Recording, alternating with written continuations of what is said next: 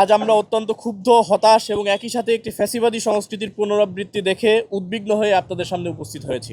ঢাকা বিশ্ববিদ্যালয়ের ফজলুল হক মুসলিম হলে গতরাতে যে বীভৎস, অমানবিক এবং নজিরবিহীন ঘটনা ঘটেছে তা ঢাকা বিশ্ববিদ্যালয়ের ইতিহাসে একটি কালো অধ্যায় হয়ে থাকবে। ফ্যাসিবাদী ব্যবস্থার পতনের পর আমরা যে নতুন, নিরাপদ ও স্বাধীন ক্যাম্পাসের স্বপ্ন দেখেছিলাম, গতকালের ঘটনা প্রমাণ করেছে সন্ত্রাসীদের কেবল চেহারাই বদলেছে, চরিত্র বা কাঠামো বদলায়নি। আজকের এই সংবাদ সম্মেলন থেকে শিক্ষার্থীদের সামনে দুটি পক্ষ স্পষ্টভাবে অপরাধী হিসেবে চিহ্নিত হবে।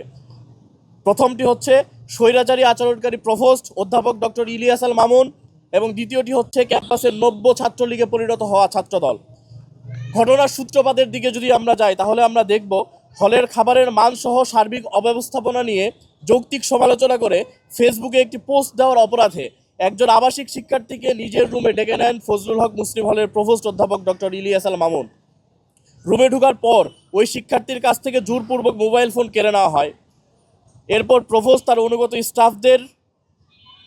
স্টাফদের ইলেকট্রিশিয়ান মারুফ, প্রধান সহকারী আরিফ সহ আরও 4-5 জনকে দিয়ে রুমের দরজা বন্ধ করে টানা 1.5 ঘন্টা ওই শিক্ষার্থীর উপর অমানবিক শারীরিক এবং মানসিক নির্যাতন চালান।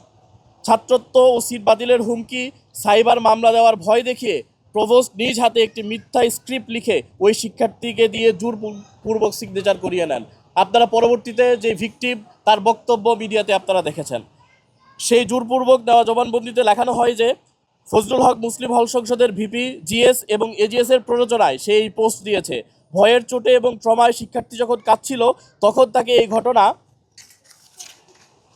বাইরে প্রকাশ না করার জন্য হুমকি দেওয়া হয়। এমনকি ত্রিপলি বিভাগের আরেক শিক্ষার্থীকেও একইভাবে শায়েস্তা করার দমভুক্তি করেন এই প্রভোস্ট। এটি কোনো শিক্ষকের আচরণ হতে পারে না, এটি একটি টর্চার সেলের জল্লাদের আচরণ।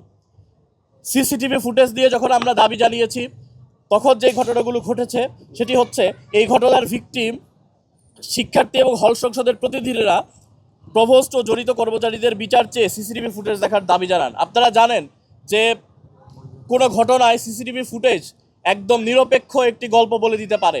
আমরা শুরু থেকেই দাবি জানিয়েছিলাম যে সিসিটিভি ফুটেজ যদি প্রকাশ করা হয়, তাহলে এই সত্যটা প্রকাশিত হবে। অর্থাৎ কে সত্য বলছে এবং কে মিথ্যা বলছে, পাল্টাপাল্টি বক্তব্যে অবশ্যই এটা প্রমাণিত হবে যে কে সত্য বলছে আর কে মিথ্যা বলছে।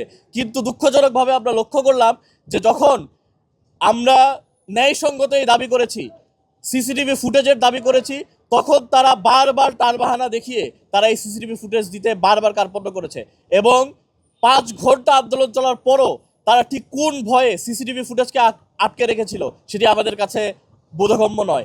আমরা মনে করি যে যেহেতু প্রভোস্ট অবশ্যই এই অপরাধে অপরাধী, তার অপরাধ থাকার জন্যই প্রভোস্ট এবং এই বিশ্ববিদ্যালয় প্রশাসন, সেখানে উপস্থিত ছিল প্রক্টর এবং প্রভিসিরা, তারাও একই অপরাধে অপরাধী, কারণ তারা অপরাধ ঢাকার জন্য কাজ করেছে। ফলে আমরা মনে করি যে সিসিটিভি ফুটেজ ঢাকার মধ্য দিয়ে অপরাধের যে প্রমাণ, সেই প্রমাণ তারা লোপাট করার চেষ্টা করছে। আজকে আমরা দেখেছি যে তারা এক ধরনের তদন্ত কমিটির নাটক আমাদের সামনে হাজির করতে যাচ্ছে। এই নাটক আমরা আগেও দেখেছি। তদন্ত কমিটির রিপোর্ট কখনোই প্রকাশিত হয় না।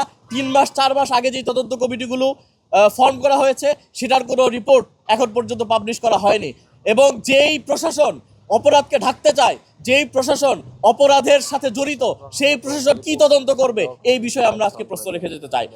আমরা দেখেছি নব্য ছাত্রলীগের ভূমিকায় ছাত্রদল আবার অবতীর্ণ হয়েছে। অতীতে আমরা দেখেছি প্রভোস্ট বা ভিসিকে ঘিরে সাধারণ শিক্ষার্থীদের আন্দোলন করলে ছাত্রলীগ এসে রড স্টেপ দিয়ে হামলা করে প্রশাসনকে সেফ এক্সিট দিত। গতকাল রাতে ঠিক একই কায়দায়, একই স্টাইলে ফজলুল হক মুসলিম হলের অফিস থেকে প্রভিসি এবং প্রক্টরকে উদ্ধার করে নিয়ে যায় ছাত্রদল। প্রশাসনকে বাঁচানোর এই মিশনে শহীদুল্লাহ হল ছাত্রদল এবং ফজলুল হক ছাত্রদল যৌথভাবে সাধারণ শিক্ষার্থীদের উপরে বর্বরোচিত হামলা চালায়।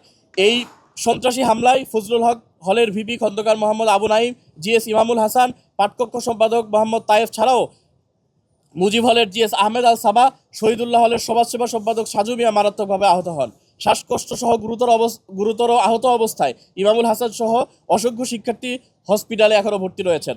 একটি ছাত্র সংগঠন হিসেবে ছাত্রদলের উচিত ছিল ওই নির্যাতিত শিক্ষার্থীর পাশে দাঁড়ানো, কিন্তু তারা তা না করে উল্টো একজন নিপীড়ক প্রভোস্টকে বাঁচাতে গিয়ে নিজ সহপাঠীদের উপরে ছাত্রলীগের মতো হামলা চালায়। আমরা আশঙ্কা করছি ঢাকা বিশ্ববিদ্যালয়ে আবারও একদলীয় আধিপত্য বিস্তারের যেই চেষ্টা ছাত্রলীগ করেছিল, ছাত্রদলও আবারও সেই পথে অগ্রসর হচ্ছে।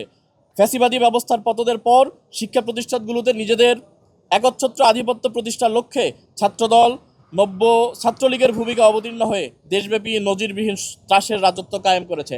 আমরা সারা দেশে ছাত্রদল যে ক্যাম্পাসগুলোকে উত্তপ্ত করেছে সেই ঘটনাগুলো দেখেছি।